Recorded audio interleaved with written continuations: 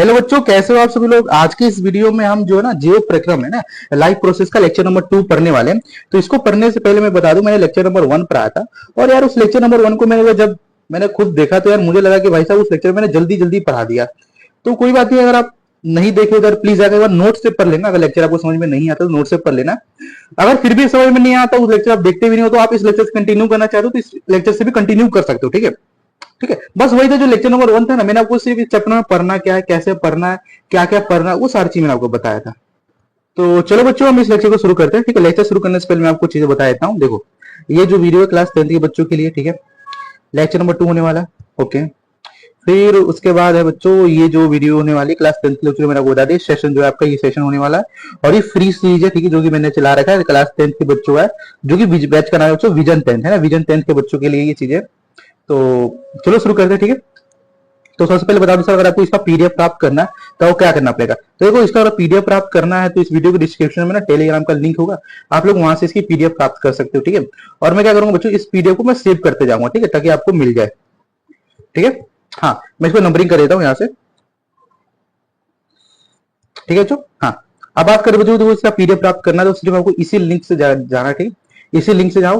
अगर इसके अलावा किसी लिंक से जाते हो और कोई आपसे पैसे ही डिमांड कर दो तो प्लीज 1 रुपए भी मत देना, मैं आपसे कभी पैसे ही डिमांड नहीं करूंगा। ठीक है, खासकर ऑनलाइन पे टेलीग्राम पे मुझे जब भी आपसे कुछ लेना होगा मैं आपको यूट्यूब पे जाकर बता दूंगा, इसी वीडियो पे आपको मिल जाएगी। ठीक है, तो मुझे भी किसी तरह के पैसे की डिमांड नहीं कर रहा हूँ आपसे। ठीक है, तो चलो शुरू करिए। देखो, ये टेलीग्राम का लिंक है, मैं बार बार कह रहा हूँ प्लीज इसी टेलीग्राम से ज्वाइन करो यार। अगर किसी दूसरे टेलीग्राम से ज्वाइन करते हो, कोई पैसा मांगता है, अगर आप पैसे दे देते हो यार, इसमें मेरी कोई जिम्मेदारी नहीं है। ठीक है, मैं बार बार बोल रहा हूँ इसी लिंक से ज्वाइन करना, मतलब इसको स्क्रीनशॉट ले लो स्क्रीनशॉट, और इसको सही स्कैन करके जाके ज्वाइन हो जाओ। ठीक है, हाँ। अब बात करते बच्चों को, आज हम क्या क्या पढ़ने वाले हैं। आज हम देखो बच्चों, ये जो चैप्टर मैं आपको बता देता हूँ, ये चैप्टर ना आपका 4 पार्ट से बट रखा है। ठीक है, जो आपका लाइव प्रोसेस है बच्चों, मैं एलपी लिख देता हूँ, जीव प्रोग्राम एलपी एलपी। ठीक है, ये आपका 4 पार्ट में बढ़ रखा है। पहला जो बच्चों पार्ट होता है वो पोषण वाला पार्ट होता है। ठीक है, हम हमें पोषण के बारे में पढ़ते हैं। दूसरा पोषण होता है बच्चों वो शोषण वाला होता है। ठीक है, शोषण वाला। जो तीसरा पोषण होता है बच्चों वो वहन वाला पोषण होता है। एंड जो चौथा होता है वो एक्सक्रीशन वाला सिस्टम होता है। तो हम इसको 4 पार्ट में पढ़ते हैं। तो ये इसका सर पार्ट नंबर जो है ना पहला पार्ट है। ठीक है, हम इसको पढ़ते हैं। तो बात करते हैं बच्चों पोषण होता क्या है। देखो यार, हम जितने भी जीव जंतु है ना, हम सभी जीव जंतु में आपको पता होगा हमें जीवित रहने के लिए, कोई कार्य करने के लिए हमें ऊर्जा की आवश्यकता पड़ती है ना। जैसे मान लो कोई बंदा है तो वो बहुत ज्यादा लेजी, बहुत ज्यादा टायर्ड, मतलब बहुत ज्यादा समझ लो कि बहुत ज्यादा मतलब चुस्ती रहती है उसके अंदर, बहुत ज्यादा मतलब कि है ना, ऐसे बहुत ज्यादा उसको नींद आती है, बहुत ज्यादा आलस आता है। तो उसके अंदर क्या है, उसके अंदर एनर्जी नहीं है। अगर उसके पास एनर्जी नहीं है, डेट मींस उसके पास न्यूट्रिशन जो पोषण होता है, पोषण तत्व की कमी है। अब ये जो पोषण होता है ये क्या होता है बच्चों, तो देखो मैं आपको पोषण एक्सप्लेन कर देता हूँ क्या होता है। पोषण क्या होता है बच्चों, पोषण जितने भी जीव होते हैं, जितने भी जीव जंतु जैसे कि आप हो गए, मैं हो गया, कोई भी कुत्ता बिल्ली कुछ भी जीव जंतु होते हैं, उसमें सर होने वाली वो प्रतिक्रिया होती है जिसमें कोई भी जीवधारी मतलब कि सर हम लोग जैव रासायनिक प्रक्रम के द्वारा, जैव रासायनिक प्रक्रम के द्वारा जटिल पदार्थ, जो हम जटिल पदार्थ खाते हैं, जैसे मान लो मैं केला खा रहा हूं, अब ऐसा नहीं हो मुझे केले से डायरेक्ट एनर्जी मिल जाएगा, नहीं। वो क्या करेगा, जब उसको खाएंगे तो जैव रासायनिक के प्रक्रम होगा जिसके द्वारा जो जटिल पदार्थ है, कॉम्प्लेक्स पदार्थ है, उसको सरल पदार्थों में क्या करेगा, परिवर्तित कर देगा। और परिवर्तित करके बच्चों उससे ऊर्जा का जो होगा प्राप्त कर लेगा। ठीक है, ऊर्जा का प्राप्त कर लेगा और इसको हमारे शरीर में जहां रिक्वायरमेंट है, वो लेजी हो रही, टायर्डनेस होगा, ये वहां पे उसको भेज देगा, तो हमें वहां पे एनर्जी मिलेगी। ये जो होता है इसका उपयोग करना ही हमारा पोषण कहलाता है। ठीक है, हाँ बच्चों, ठीक है, मैं इसको रब कर देता हूँ ताकि आपको दिख जाए नोट्स है ना। ठीक है, और ये जो हाईलाइटेड टॉपिक से याद देख लेना। ठीक है, मैं हाईलाइट एक बार कर देता हूँ आपको क्या क्या याद रखना है एग्जाम के समय पे। ठीक है, देखो आपको याद रखना सर, कोई जीवधारी जीव रासायनिक प्रक्रम के द्वारा जटिल पदार्थों को ग्रहण करता है, उसे ऊर्जा का प्राप्त करता है। ये जो पोषण होता है इसको हम पोषण, ये जो प्रक्रम होता है पोषण कहते हैं। जैसे ही बच्चों आपने देख रखा हो, यहाँ पे मैंने देखो लिख रखा है मैंने, ठीक है, हाँ। तो जैसे ही लिख रखा है जीव रासायनिक प्रक्रम के उदाहरण की बात करें तो आपको पता है कोई एक प्रतिक्रिया होती है, क्रिया होती है जिसमें प्रकाश संश्लेषण की क्रिया कहते हैं। अब ये प्रकाश संश्लेषण की क्रिया क्या होती है आपको पता होगा। प्रकाश संश्लेषण की क्रिया क्या होती है, जिसमें जो पेड़ पौधे होते हैं, जीव जंतु, पेड़ पौधे जैसे हरे पेड़ पौधे होते हैं, वो क्या करते हैं, प्रकाश संश्लेषण की उपस्थिति में सूर्य के निर्माण से, प्रकाश संश्लेषण की उपस्थिति में क्या करते हैं बच्चों, अपना खाना बनाते हैं। वो खाना कैसे बनाते हैं आपको एक्सप्लेन करता हूँ। ठीक है, ठीक है, ठीक है बच्चों। फिर दूसरा हमारा जो पोषण आता है, दूसरा पोषण क्या आता है, जंतु में पाचन की क्रिया। ठीक है, जंतु में सर पाचन की क्रिया। अरे क्या लिखा देखो, यहाँ पर लिख रखा देखो, जो पौधे होते हैं, पौधों में भोजन ग्रहण करने की जो प्रतिक्रिया होती है, प्रतिक्रिया को प्रकाश संश्लेषण फोटोसिंथेसिस कहते हैं। इस प्रक्रिया में होता क्या है कि इस प्रक्रिया में जीव जो है वो अकार्बनिक सूत्रों से कार्बन डाइऑक्साइड लेते हैं तथा जल के रूप में अकार्बनिक स्रोत से ना बाहरी स्रोत से क्या करें वो कार्बन डाइऑक्साइड लेंगे तथा जल के रूप में सरल पदार्थ जो प्राप्त करते हैं। ठीक है, और ये ऐसे पोषण जो अपना भोजन स्वयं बनाते हैं इसको कहते हैं सर, इसे हम स्वयं पोषी कहते हैं। ठीक है, तो ऐसे जीव होते हैं जैसे पेड़ पौधे हो गए, ये अपना भोजन सब स्वयं बनाते हैं, इसे क्या कहते हैं सर, इसे हम स्वयं पोषी कहते हैं। ठीक है, इधर समझ आएगा। हाँ, फिर बात करते बच्चों को यहाँ पे लिख रहा है जितने भी सर इसके उदाहरण की बात करें तो उदाहरण जैसे कि सर आपका हरे पेड़ पौधे हो गए, जीवाणु हो गए, सब इसके उदाहरण रहते हैं। ठीक है, हाँ, फिर बात करते हैं सर ये एंजाइम होता क्या, ये तो बता दो। देखो एंजाइम होता क्या, मैं आपको बताता हूँ। जैसे मान लो सर मैं खाना खा रहा हूँ, मैं कॉम्प्लेक्स पदार्थ ले रहा हूँ, अब सर उसको सरल पदार्थों में तोड़ने के लिए हमें कुछ ना कुछ एक्सटर्नल एजेंट का काम करना पड़ेगा। जैसे कि आप ऐसे समझो कि जैसे कि मान लो सर आपको आप गए एग्जाम देने, अब एग्जाम आपको पास करना है, तो आपको सर पास कौन करेगा, एग्जामिनर जो आपका को भी चेक करेगा, तो क्या वो एक्सटर्नल एजेंट होगा। सेम चीज हमारे साथ होता है, क्या कहते हैं जो हम जटिल पदार्थों को ग्रहण करते हैं ना, जटिल पदार्थों को सरल पदार्थों में खंडित करने के लिए कुछ जीव जो होते हैं ना वो उत्प्रेरक, ठीक है, रिएजेंट का कार्य करते हैं, उत्प्रेरक का कार्य करते हैं, उसे जो होता है उसको एंजाइम कहते हैं। ठीक है, तो एंजाइम कौन होता है समझ जाएगा, और ये बहुत ज्यादा इंपॉर्टेंट है, आपसे पेपर में पूछ सकते हैं भाई एंजाइम कौन होता है, तो आपको लिखना पड़ेगा कि जो जटिल पदार्थों को सरल पदार्थों में खंडित करते हैं और ये कुछ जीव में सिर्फ उत्प्रेरक का कार्य करता है, इसे हम एंजाइम कहते हैं। तो देखो इसमें ओवरऑल मैंने आपको न्यूट्रिशन के बारे में, न्यूट्रिशन होता क्या है, फिर फोटोसिंथेसिस की प्रोसेस होता कैसे। ठीक है, मैं आपको एक चीज दिखाता, देखो मैं आपको इसकी वीडियो दिखाता हूँ। ठीक है, आप उस वीडियो को देखिएगा कैसे, देखो ये अपना पेड़ पौधा, ठीक है, ये क्या करता है जो सूर्य से ये क्या था, बाहरी सूर्य की प्रकाश की उपस्थिति में बाहरी सूर्य से कार्बन डाइऑक्साइड लेता है। ठीक है, देखो यहाँ पे लिख रहा है, ठीक है, सनलाइट के प्रदेश में क्या करते हैं, ये हमारा कार्बन डाइऑक्साइड लेगा और सरल पदार्थ के रूप में सर ये वाटर लेगा। ठीक है, और क्या अपना भोजन बना लेगा और क्या करता है बच्चों, कार्बन डाइऑक्साइड रिलीज करता है और साथ साथ ये शुगर भी रिलीज करता है। इसका एक इक्वेशन होता है जो कि हमको बात बताऊंगा, उसको उस इक्वेशन को याद करना। ठीक है,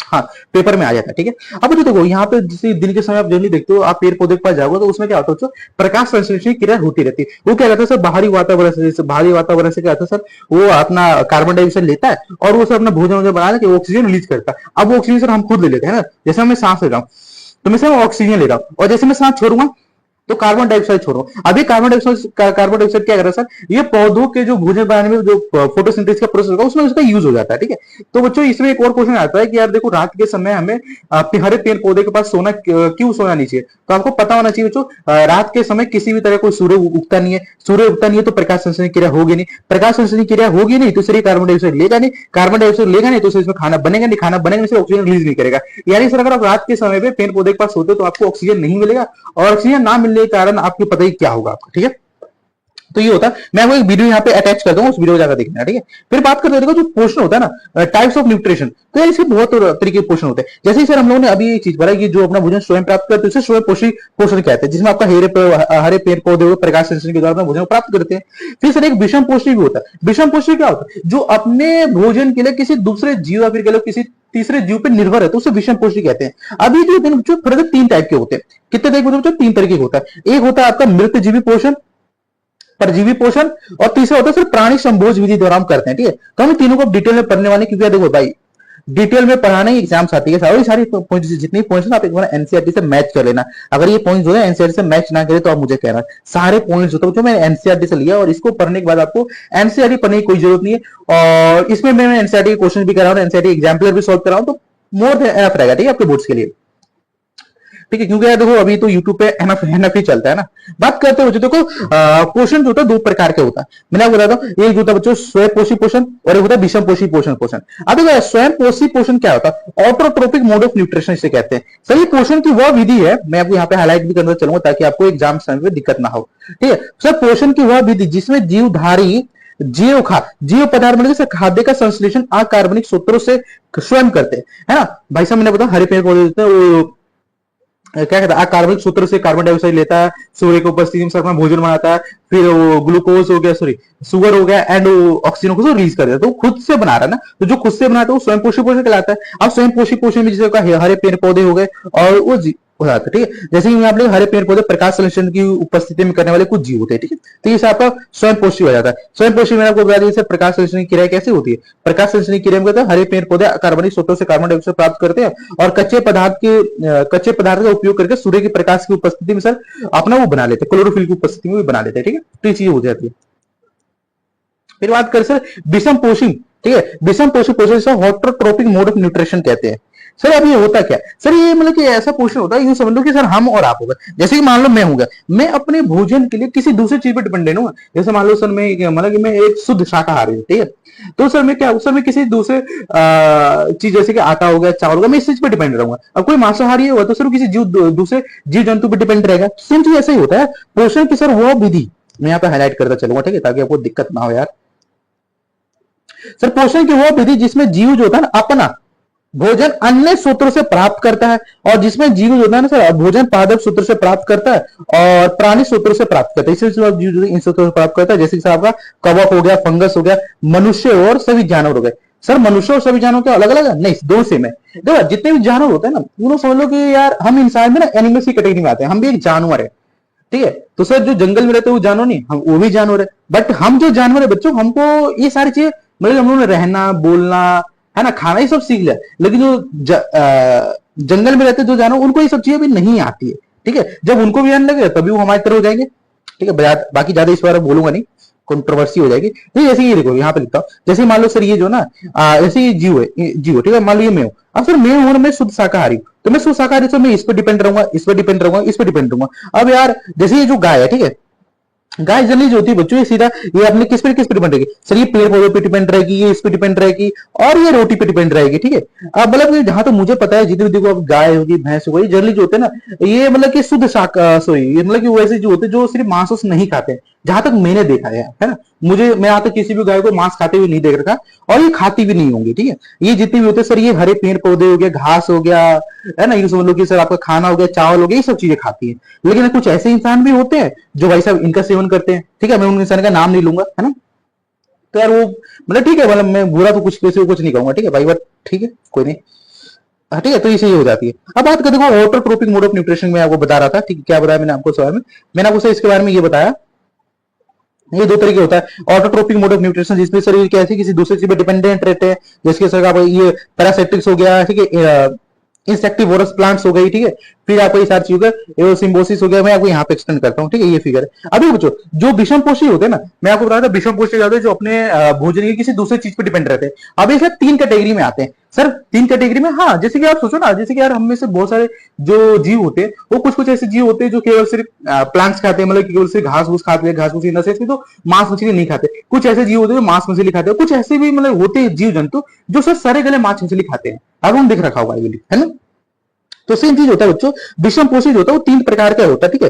पहला जो होता है बच्चों मृत पोषित पोषण होता है। मृत पोषित पोषण होता क्या है इसमें, तो मैं आपको यहाँ पे हाईलाइट करते हुए चलूंगा, ठीक है, ताकि आपको दिक्कत ना हो। देखो पोषण की वो विधि होती है जिसमें जीवधारी जो होता है वो अपना पोषण मृत और क्षय, यानी इसे सरे गले, मतलब कोई ऐसे जीव हो गए तो सरे गल रहा है ना, मृत हो गया, उससे सर अपना क्या करते हैं, अपना पोषण प्राप्त कर लेते हैं, प्राप्त कर रहे होते हैं, ठीक है।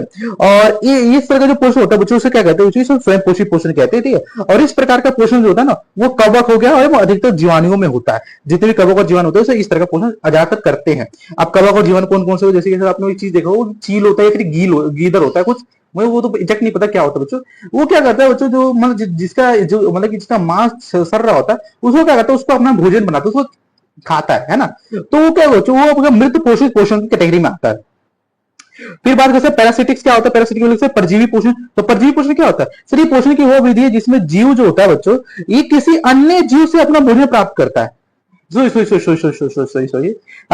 पोषण की वो विधि जिसमें जीव जो है किसी अन्य जीव से अपना पोषण एवं आवास लेते हैं। मतलब कि आप ये समझ लो कि मतलब ये वो होते हैं जहां पे रहते हैं, वहां से आवास लेते हैं, मतलब वहीं पे अपना घर भी बनाते हैं और उसी को खाते हैं, है ना। तो उससे सर पोषण सूत्र से अवशोषण करते हैं, और इस तरह का पोषण होता है, इससे कहते हैं, ठीक है।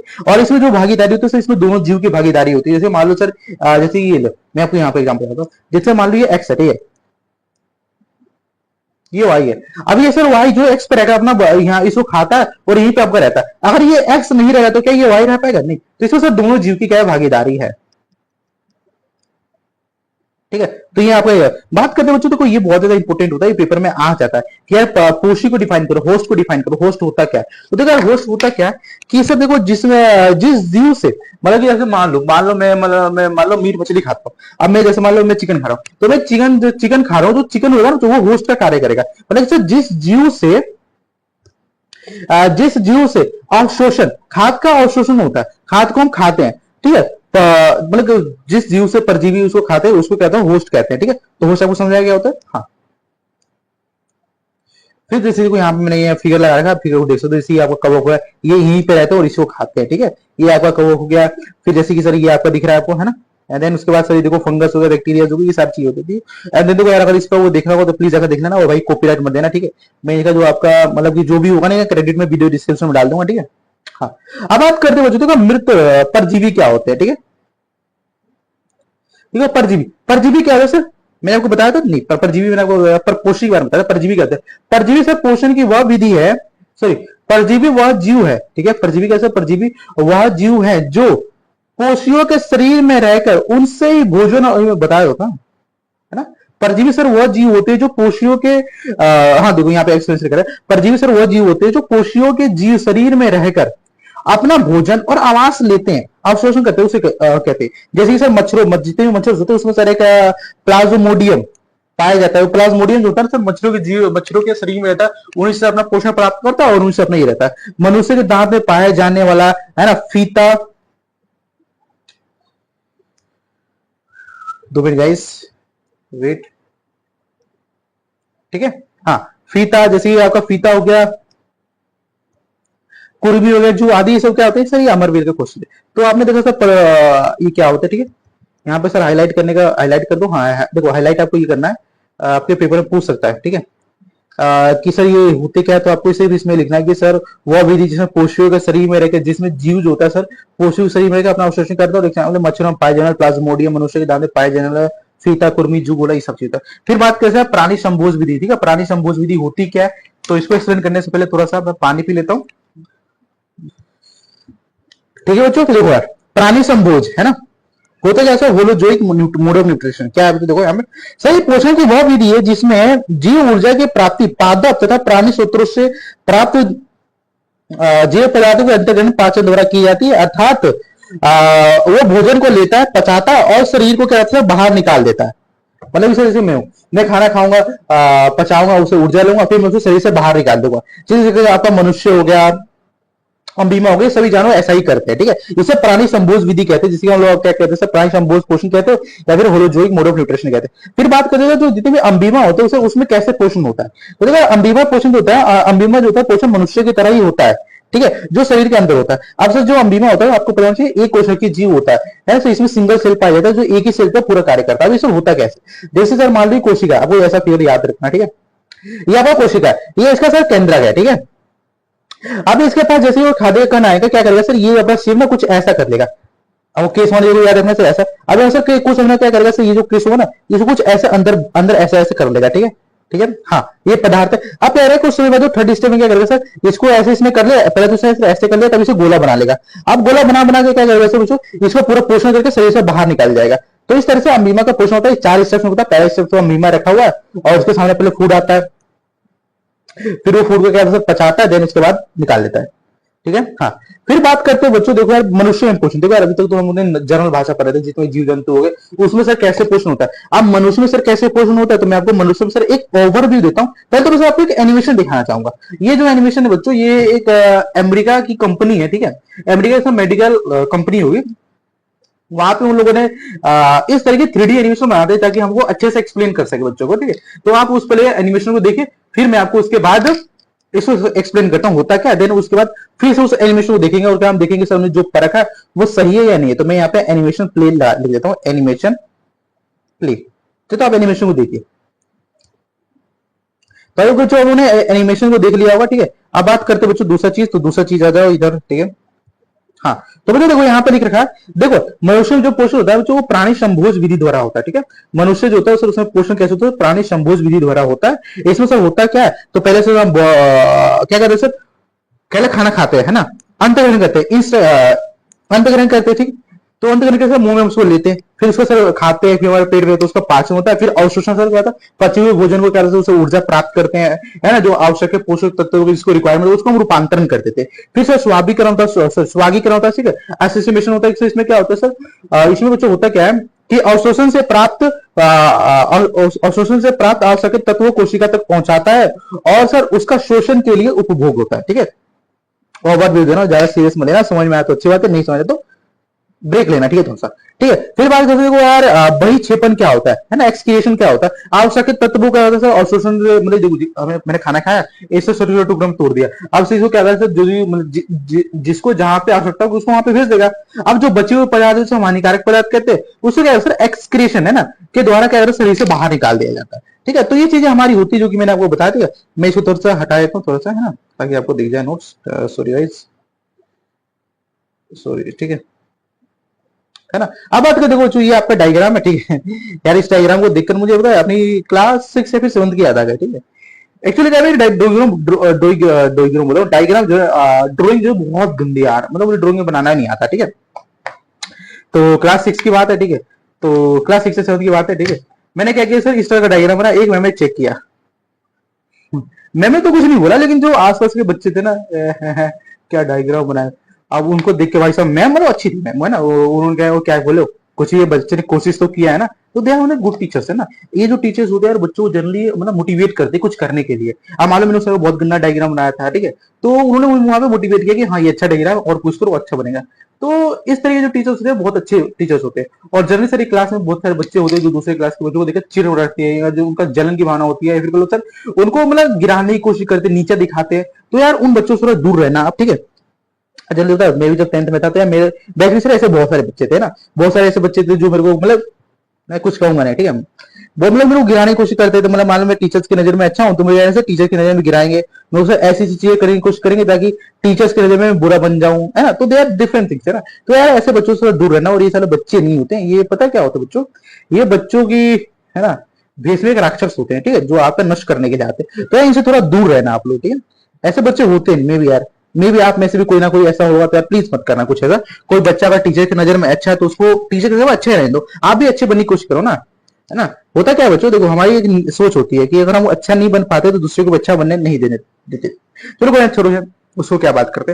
अब बात करते देखो बच्चों, जो मनुष्य मनुष्य का जीव है उसमें सर पोषण होता कैसे। अब हम इसको ए टू जेड पढ़ेंगे, इसे मुंह में लेने से लेकर मुंह में चबाने तक, फिर चबाने से पेट में जाने से, फिर पेट से बाहर निकलने तक का सारा प्रोसेस देखेंगे।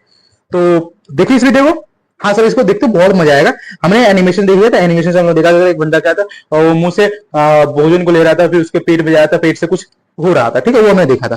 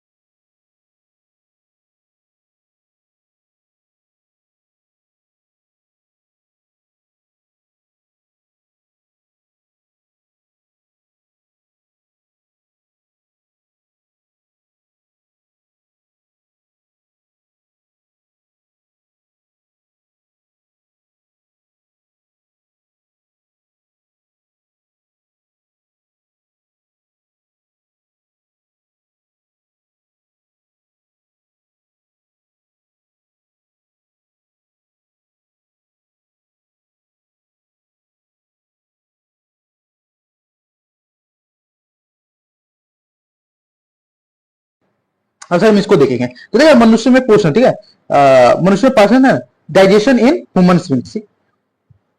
तो होता क्या है, तो मुंह, पहला स्टेप का मुंह होता है, मुंह से क्या कहते हो सर, आप भोजन को लेते हो, ठीक है, मुंह से मतलब मैंने भोजन को अपने मुंह में रख लिया। अब सोचो मेरा दांत होगा वो ऐसे ऐसे ऐसे दांत, भोजन को छोटे छोटे टुकड़ों में तोड़ेगा, चबाएगा उसको, है ना, भोजन को चबाना कहते हैं इसे। फिर जो जो आपको पता होगा कि सर आपके दो दांतों के बीच, मतलब कि सर आपका नीचे वाला दांत और ऊपर वाला दांत के बीच में एक जीव होता है। जीव क्या करता है, भोजन, ये भोजन को लार के साथ मिलाने में पूरी तरह से सहायता करता है, ठीक है। अब सर मान लो किसी के पास जीव ही नहीं रहा, तो क्या करता है, भोजन को आऊं आऊं आऊं ऐसे ऐसे करेगा, जिससे उसका भोजन को पूरी तरह से लार से नहीं मिल पाएगा। अब देखो जो लार होता है ना बच्चों, लाल, ठीक है, लार जो होता है बच्चों उसे लाला ग्रंथि कहते हैं। लाला ग्रंथि क्या होता है बच्चों, देखो लाला ग्रंथि सलाइवरी ग्लैंड्स होते हैं, स्रावित होने वाला लाल रस होता है जो एंजाइम क्या ये सर इमलेस एंजाइम की उपस्थिति में स्टार्च और माल्टोज की शक्ल में परिवर्तन कर देता है। ठीक है, अब मुझे देखो यार, आपको पता होना चाहिए कि जो हमारा भोजन है, हम जैसे वो खा रहे हैं, ठीक है, तो खा रहे तो हमारे पेट में जा रहा है, और उसे जब पेट तक ले जाने में कौन सहायता करता है, तो एक ग्रंथि होती है जिसे हम ग्राशिका कहते हैं। ठीक है, आपको ग्राशिका ग्रंथि याद रखना पड़ेगा, क्यों, तो ये एग्जाम में पूछ लेता है कि बराबर जो कौन सी ग्रंथि है जिस जो हमारे भोजन को मुंह से पेट तक ले जाने में सहायता करती है, तो आपको ग्राशिका ग्रंथि याद करना पड़ेगा। ठीक है, ठीक है, तो ये होती है सर भोजन की ग्रासिका। ठीक है, बोले को लिख रहा है भोजन ग्रासिका से होकर जाना। हमारे मुंह से अमाशय तक भोजन की एक नली होती है जिसे हम लोग ग्रासिका कहते हैं। भाई दो यार इसमें मैं क्या समझाऊं, जैसे आपको यहाँ पे मान लो आपके यहाँ पे मोटर है, ठीक है, और यहाँ पे सर आपका घर है, तो यहाँ से पानी ले जाने में आपको पाइप की आवश्यकता पड़ेगी। अभी जो पाइप होता है उसको ग्रासिका कहते हैं, और जैसे मान लो इसमें पानी जाएगा उसमें कुछ मोशन होगा, है ना, गति होगी। अभी जो गति होती है बच्चों, इसको क्या कहते हैं, इसे क्रमा कुचन गति कहते हैं। ठीक है, और ये कैसे अमाशय हमारे मुंह से अमाशय तक पहुंचाता है, भोजन को हमारे अमाशय से सॉरी मुंह से अमाशय तक पहुंचाता है। अब सर जो आपका भोजन था वो आपके मुंह से अमाशय यानी सर स्टमक तक आ गया। अब स्टमक में सर कौन सी क्रिया होती है तो बता दो। देखो सर हमारे स्टमक में क्या होता है, स्टमक मनुष्य के अमाशय भी एक ग्रंथि जो हमारी जो ठीक है, देखो जो हमारी अमाशय है वो भी एक तरह से जैसे ग्रैंड ऐसे वो भी एक ग्रंथि है। ठीक है, जो जठरस या फिर गैस्ट्रिक, ठीक है, अमाशय के रस का श्राव करती है। जैसे मालूम है ऐसे तो जो मुंह से हवा निकालना, तुम्हें किसी का श्राव करो, सामने सर एक्सक्रिएट करना, निकालना, है ना, श्राव करना। तो सर हमारी जो अमाशय होती है वो भी तरह ग्रंथि होती है जो कि जठरस यानी गैस्ट्रिक जूस बोलते हैं इसे, उसका सर श्राव करती है। अब ये जठरस क्या होता है, ये जठरस पेप्सिन जैसे पाचक रस, हाइड्रोक्लोरिक अम्ल और श्लेष्मा आदि का मिश्रण होता है। अभी पेपर क्वेश्चन पूछ सकता है कि जो बताओ ये जो हमारी अमाशय होती है जिस जठरस का श्राव करते हैं, उस जठरस में किस चीज का मिश्रण होता है, तो आपको याद रखना पड़ेगा सर इसमें पाचक रस, पेप्सिन जैसे पाचक रस हो गया, हाइड्रोक्लोरिक अम्ल हो गया, श्लेष्मा आदि के कैप्सूल मिश्रण होता है। ठीक है, हाँ सर, हाँ सर, अच्छे से समझ में आ गया हमें।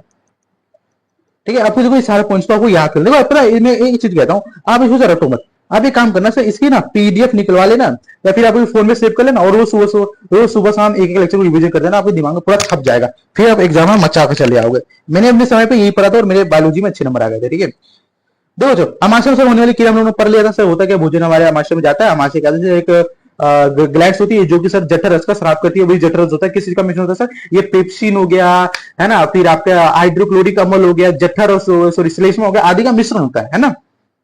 हाँ सर, अब देखो जठरस में क्या होता है, हाइड्रोक्लोरिक अम्ल द्वारा क्या करता है, जो हाइड्रोक्लोरिक अम्ल होता है उसे एसिडिक मीडियम होता है प्रदान करता है, अम्लीय माध्यम प्रदान करता है, जो अम्लीय माध्यम क्या करता है सर, भोजन को छोटे छोटे टुकड़ों में तोड़ देता है।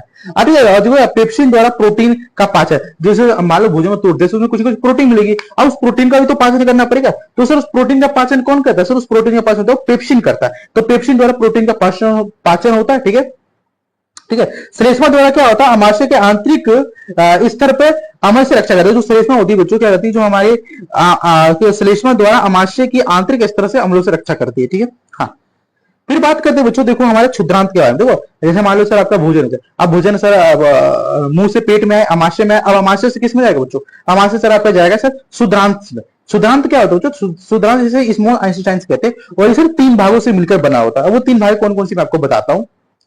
दिख रहा है शुद्रांत, स्मॉल इंटेस्टाइन, स्मॉल इंटेस्टाइन क्या होती है, आहार नाल का, यही सर आहार नाल मतलब जहां पे हमारा भोजन पचता है उसका सर सबसे बड़ा भाग होता है। ये देखो ये डायग्राम आपको दिखाता हूँ, देखो ये डायग्राम दिख रहा है आपको, हाँ सर देखो ये है, ये सर ये अमाशय है, ये सर यहाँ पे एक नली होगी, ये हमारा अमाशय, अब अमाशय सर इतना ही है। अब यहाँ से जो स्टार्ट होता है बच्चों, ये हमारा पूरा क्षुद्रांत में आता है। अब ये क्षुद्रांत होता क्या है ये तो बता दो सर। क्षुद्रांत होता है आहार नाल का सबसे बड़ा भाग होता है, और ये सर ये 3 भागों से मिलकर बना होता है। अब 3 भाग कौन कौन सी होते हैं, पहले आता है ड्यूड्रम, जो आपका ड्यूड्रम यहाँ पे लिख रखा है ना, अरे अखियां से देखो ये आपका ड्यूडेरम हो गया। ठीक है, अब ड्यूडेरम ये 3 भागों से मिलकर बना है, ड्यूडेरम जीजुनम और ईडियम, इसे हम पढ़ेंगे। ठीक है, तो बात करते हैं ड्यूडेरम। ड्यूडेरम होता क्या सर, देखो ड्यूडेरम के बारे में पढ़ना है तो आपको ड्यूडेरम को समझना पड़ेगा सर, ड्यूडेरम होता क्या है। या देखो थिकनेस मैंने इसकी बहुत ज्यादा कर रखा है, 2 मिनट वेट करना, थिकनेस थोड़ा कम कर लेता। ठीक है, हाँ सभी ड्यूड्रम होता क्या ये बता दो। देखो ड्यूड्रम क्या होता है, ड्यूड्रम यह छोटी आंत का वह भाग है, ड्यूड्रम से छोटी आंत क्षुद्रांत का, है ना, स्मॉल इंटेस्टाइन का वह भाग है जो अमाशय से जुड़ा होता है।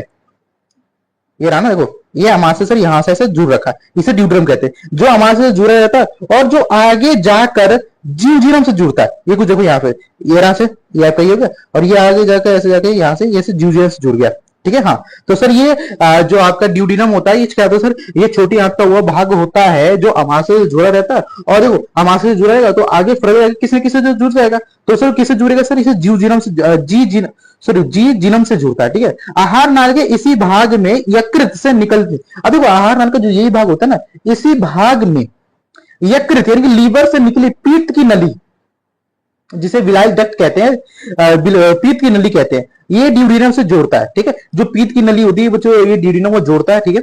और साथ ही इसी भाग में क्या ऐसा अंगनाशय यानी पेनक्रियाज भी जोड़ता है।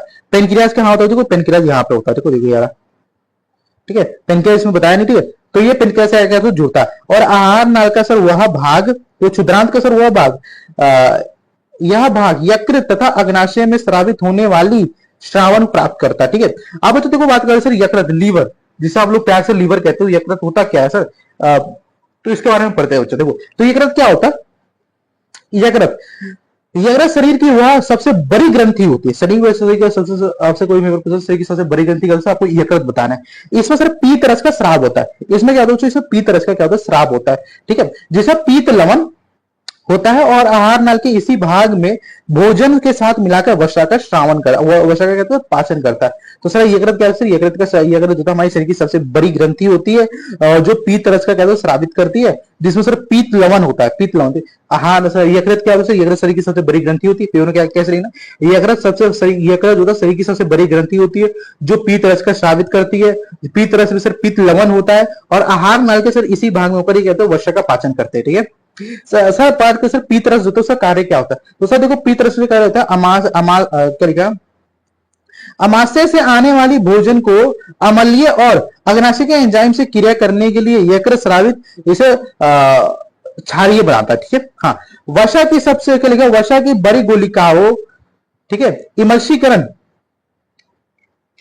के द्वारा पीत रस छोटी वसा गुलिकाओं में परिवर्तित कर देता है, ठीक है। हाँ, अब बात करते बच्चों आगे, तो देखो आगे बात करते सर अग्नाशय, जिसे पेनक्रियाज कहते हैं, ये भी क्या है, अग्नाशय भी एक तरह की ग्रंथि होती है जो दो भागों से मिलकर बना होता है। एक सर एंडोक्लोरीन ग्लैंड, ठीक है। अब अंतस्रावी भाग क्या होता है सर, एंडोक्लोरीन ग्लैंड होता है सर, ये अग्नाशय का अंतस्रावी भाग होता है जो इंसुलिन नामक हार्मोन रिलीज करता है। तो आपसे पहले पूछा सर अग्नाशय का वो भाग जो इनोसिलिन नामक हार्मोन रिलीज करता है, उस भाग को क्या कहते हैं, तो आपको एंडोक्रीन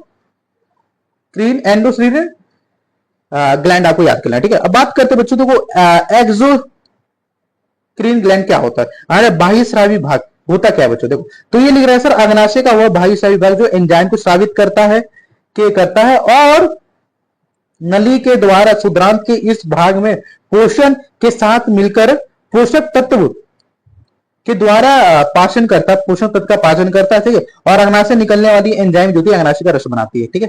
तो ये चीज होती है। फिर बात करते हैं बच्चों, देखो और ये जो एंजाइम होती है बच्चों, ये निम्न होते हैं। पहला तो सर आपका कौन सी एंजाइम है, ये सर इमिलेज एंजाइम है, एमिलेज एंजाइम क्या होता है सर, ये हमारे जो भोजन स्टार्च होता है ना, उसका सर पाचन करता है और उसे सुक्रोज में परिवर्तित कर देता है, ठीक है, ग्लूकोज में परिवर्तित करता है। फिर टिप्सिन नाम के एंजाइम होते हैं, आपको याद है सर टिप्सिन एंजाइम क्या होती है, ये प्रोटीन का पाचन करके कैसे प्लेक्टोज में कन्वर्ट कर देता है, ठीक है। फिर बात करते हैं एक और एंजाइम जिसे हम लाइपेज एंजाइम कहते हैं, ये वसा का पाचन करता है, ठीक है। क्या वसा का पाचन ये वसा का पाचन वसा अम्ल में करता है, ठीक है, ये होता है। फिर बात करते हैं सेकेंड जो मैं आपको बताया था जीवजिनम क्या होता है, इन ड्यूडिनम और इलियम के बीच के भाग को जीवजिनम कहते हैं, और ये अमाशय और ड्यूडिनम द्वारा साबित रस को सूक्ष्म कणों में पाचन कर देता है, ठीक है। आपको सर इसको याद रखना पड़ेगा, पेपर में आ जाता है भाई, ये कोई ऐसी चीज में नहीं पढ़ा रहा, बहुत इंपॉर्टेंट चीज है, ठीक है। एनसीईआरटी का की है एनसीईआरटी के छोटे छोटे पॉइंट्स में लिखकर लाया हूं, ठीक है।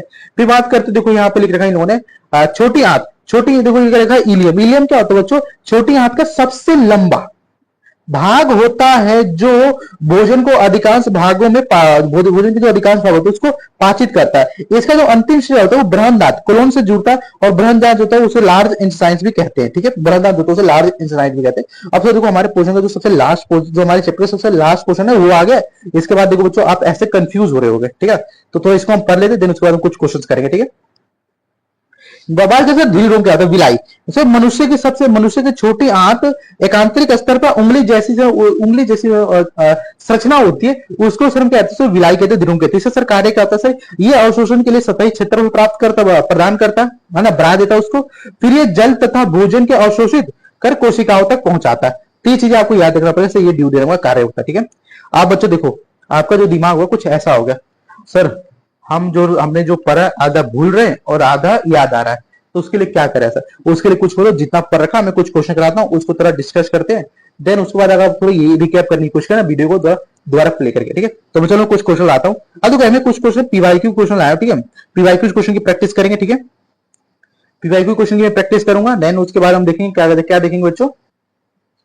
ठीक है, तो देखो हम पीवाईक्यू क्वेश्चन की प्रैक्टिस करते हैं और इसके बाद देखो क्या होगा बच्चों, इसके बाद ना हम लोग मोस्ट एक्सपेक्टेड क्वेश्चंस देखेंगे। ठीक है, मोस्ट एक्सपेक्टेड क्वेश्चन देखेंगे, देन उसके बाद हम थोड़ा सा ब्रेक लेंगे, है ना, लेक्चर से। बात करते बच्चों जब स्टोमेटा बंद होता है, हाँ तो यार स्टोमेटा में मैंने आपको आई बिलीव नहीं पढ़ाया। स्टोमेटा आप यूं समझ लो बच्चों, क्या होता है जब प्रकाश संश्लेषण क्रिया होती है, जो गार्ड सेल होते हैं ना, वो स्टोमेटा को ओपन करता है, स्टोमेटा को बंद करता है, तो ये चीज होती है। तो देखिए लेकिन जब स्टोमेटा बंद होता है तब क्या होता है, प्रकाश संश्लेषण जब पौधों को सर क्या हो गया ये, ठीक है, तो यहां पे देखो आपको करेक्ट ऑप्शन टिक करना है। आपको स्टोमेटा बंद होता है तो आपको क्या होता है, जब स्टोमेटा बंद होता है तो क्या होता है बताओ कोई। ठीक है, बताओ।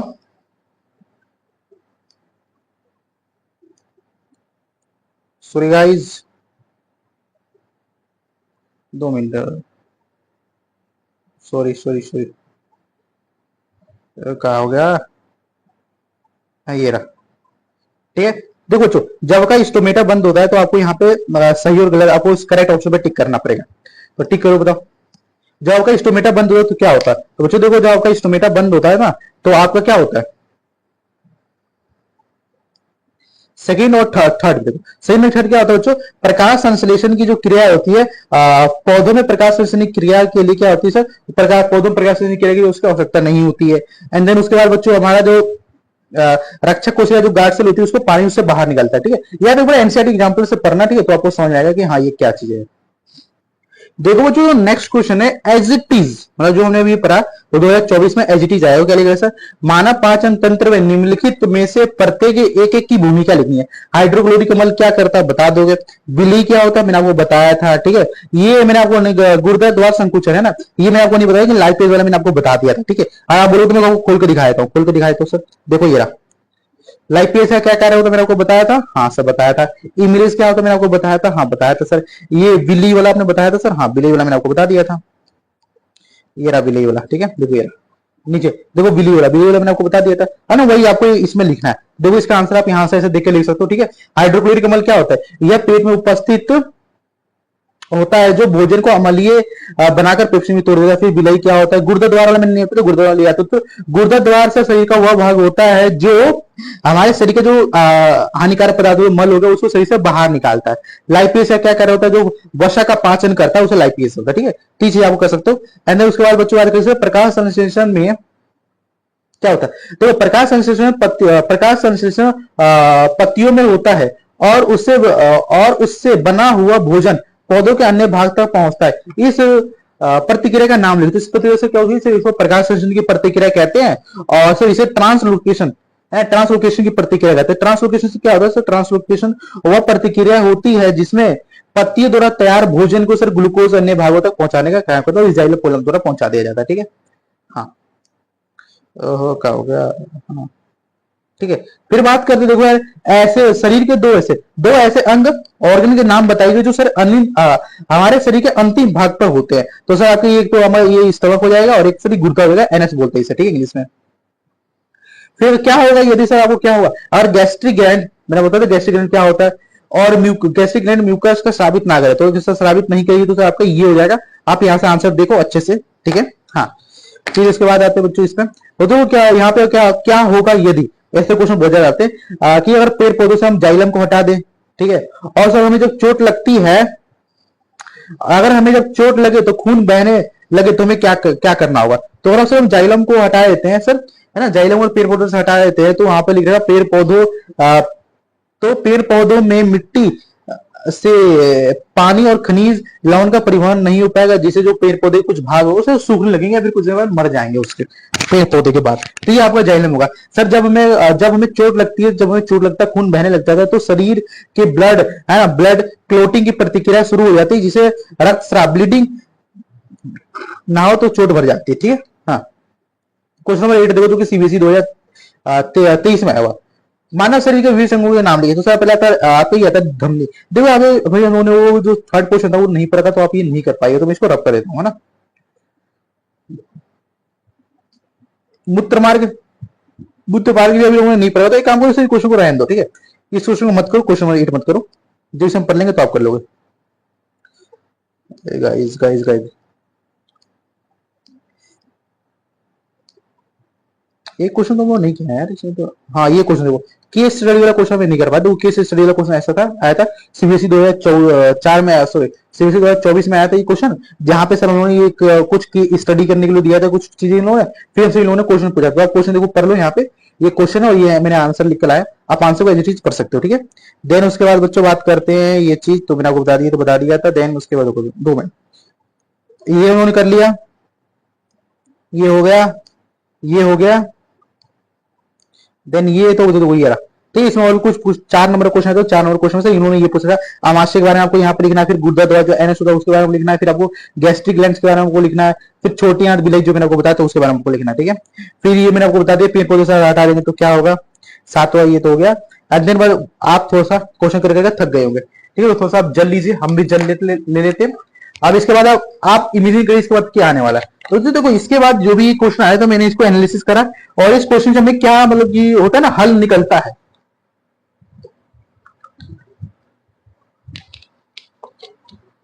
इन क्वेश्चन को मैंने एनालिसिस करा और इससे क्या हल निकलता है, और हमारे 2026 में सर कैसे क्वेश्चन आने की फुल संभावना है, तो क्वेश्चन मैंने आपको देना। तो देखो ये चैप्टर नंबर 5 पे, ठीक है, हाईली एक्सपेक्टेड क्वेश्चन है बच्चों, ये हाईली एक्सपेक्टेड क्वेश्चन है जो आपके बॉडी में आ सकता है। पहला क्वेश्चन आ सकता है, स्टोमेटा क्या है, स्टोमेटा कब खुलता है और कब बंद होता है, इसके बारे में लिखना है। इसके बारे में मैंने बताया नहीं एग्जाम को, मैं इसके बारे में कल बता दूंगा। ठीक है, बना एनसीईआरटी में पढ़ लेना, ठीक है, वहां पे होगा।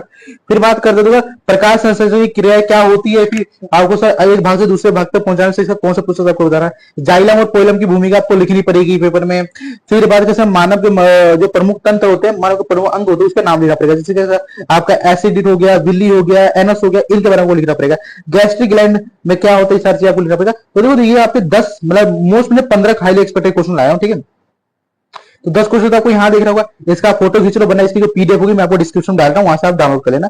फिर ये कुछ क्वेश्चन होंगे, जैसे कि हमें 15 क्वेश्चन बोला था ना, तो 11 से 15 यहाँ तक क्वेश्चन होगा। ठीक है, जब हमें चोट लगती है तो खून बहने की प्रतिक्रिया में क्या होता है, ये सब चीज आपको यहाँ पे बता रखा है। फिर बच्चों यहाँ पे आपका एनसीईआरटी एग्जाम्पल दे रखा है, एनसीईआरटी एग्जाम्पल में जो क्वेश्चन मैंने हाईलाइट कर रखा है केवल आपको वही करना है। ठीक है, ये आपको क्वेश्चन हाईलाइट करना, देखो ये क्वेश्चन मैंने आपको कराया था क्या होता है। ठीक है, ठीक है, फिर जो क्वेश्चन मैंने हाईलाइट कर रखा है, देखो ये सारे क्वेश्चन आपको करने हैं। ठीक है, खुद से ट्राई करो पहले।